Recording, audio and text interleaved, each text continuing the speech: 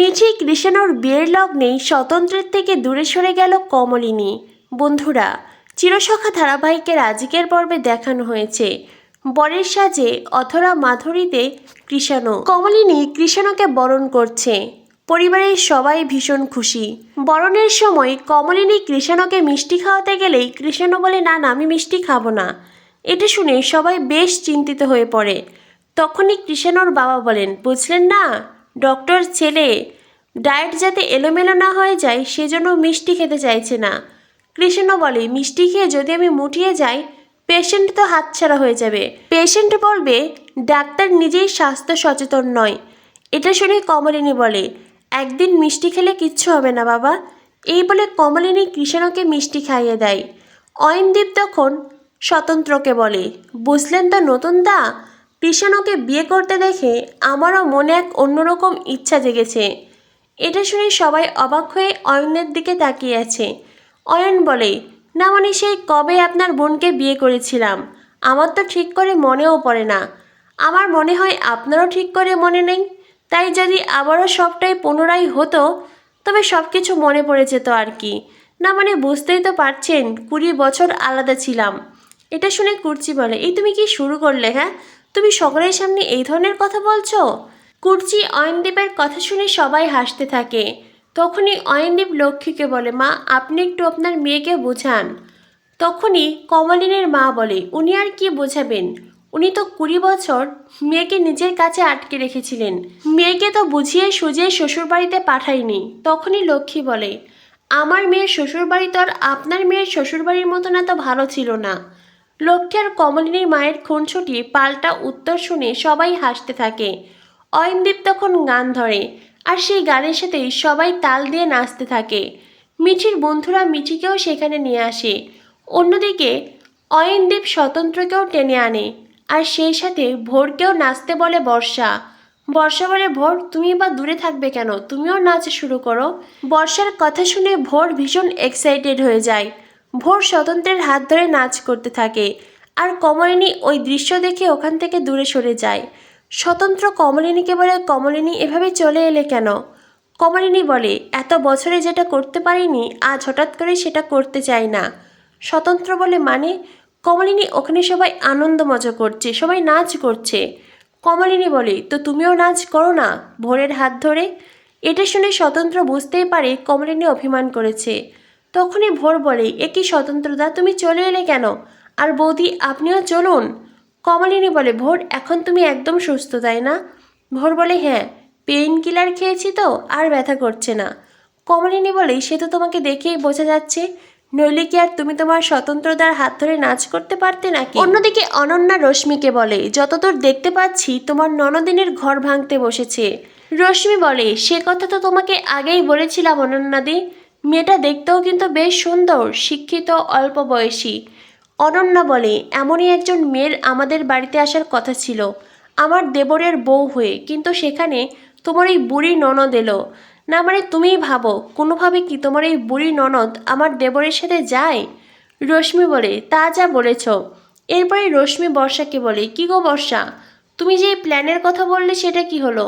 বর্ষা বলে, তোমাদের কি আমার প্রতি কোনো ভরসা নেই নাকি?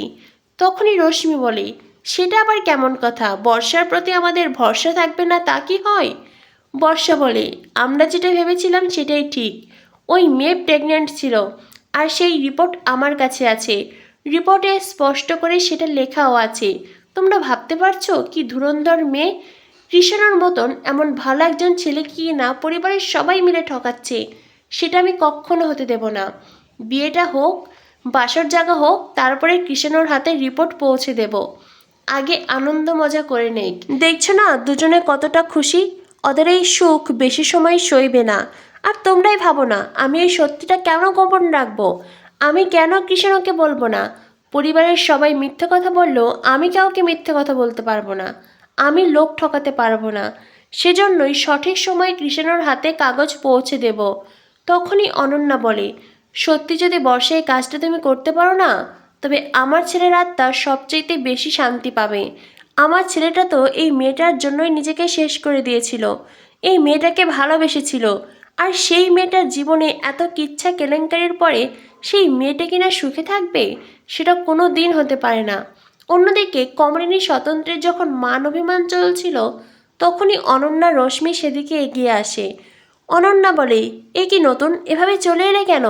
ওখানে নাচ গান করছিলে, সবাই মিলে আনন্দ করছিলে, দেখতে তো বেশ ভালোই লাগছিল। তোমার বউ বুঝি তোমার উপর রাগ করেছে? তখনই কমলিনী বলে, এটা কি বলছো অনন্যাদি? তোমার দেবর যদি নাচ করে তো আমি রাগ করব কেন? তোমার দেবর আমাকে বলছিল আমি নাচবো কিনা, তাই আমি বললাম যে আমি সারা জীবন যেটা করিনি সেটা করতে পারবো না। তোমরা যাও না, তোমরা নাচ গান করো, আনন্দ মজা করো। এরপরে অয়নদীপ আবারও গান ধরে। তখনও সবাই নাচ করে, তবে স্বতন্ত্র ভোর আর সেদিকে পা বাড়ায় না।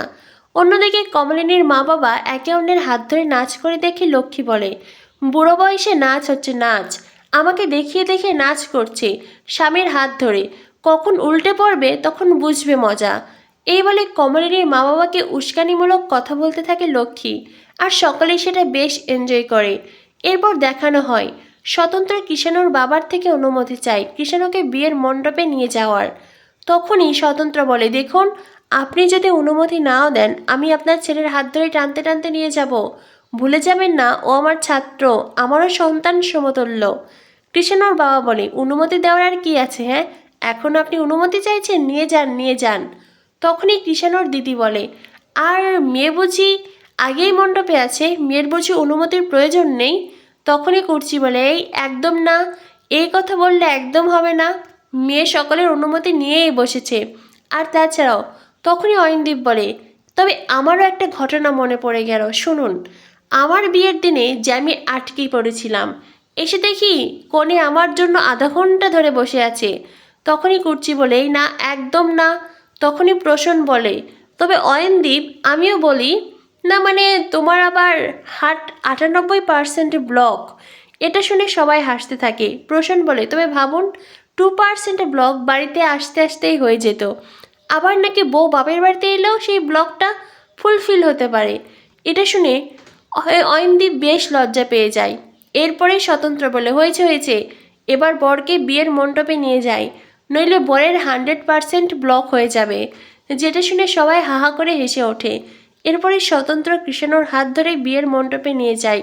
তো বন্ধুরা, বুঝতেই পারছো, বর্ষা, রশ্মি, অনন্যা তিনটে মাথা এক হয়েছে কৃষ্ণ ও মিঠির জীবনে যাতে অশান্তির ঝড় নেমে আসে সেই পরিকল্পনা করছে তারা। অন্যদিকে এই বিয়ের মরশুমেই স্বতন্ত্রের থেকে আলাদা হয়ে যাচ্ছে কমলিনী। ভোরের উপস্থিতিতে একটু একটু করে দূরে সরে যাচ্ছে তারা। তো বন্ধুরা, কি হতে চলেছে চিরসখা ধারাবাহিকে পরবর্তী আপডেট পেতে আমাদের সাথেই থেকো। ধন্যবাদ সবাইকে।